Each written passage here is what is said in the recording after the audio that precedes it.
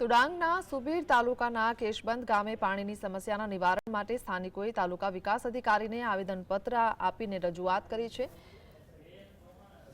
સુબીર તાલુકાના કેશબંધ ગામે નીચલા ફળિયામાં હાલ 30 જેટલા ઘરો આવેલા છે અને તેમાં આશરે 125 જેટલા લોકો વસવાટ કરે છે।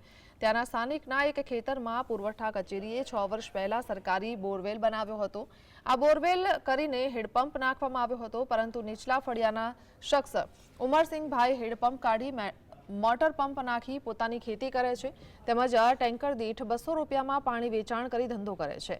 આ ટેન્કરવાળા ગામમાં 800 રૂપિયાના ભાવે ટેન્કર વેચે છે, તેમજ ગામના 30 ઘરના સ્થાનિકોએ પાણી માટે રજળપાટ કરવાનો વારો આવ્યો છે, જેથી સરકારી તંત્ર બોરવેલમાં સરકારી નવો હેડપંપ ફિટિંગ કરીને ગામના લોકોની પાણીની સમસ્યાનું નિવારણ કરે તેવી માંગ કરવામાં આવી છે।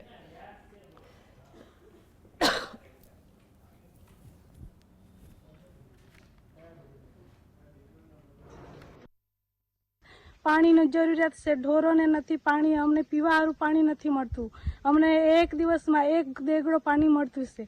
એના માટે અમે એ અરજી કરી છે, એના માટે અમે એ માંગ કરી છે કે એ જે બોરમાં 24 કલાક પાણી છે તો એમાંથી અમને પાણી મળી શકે।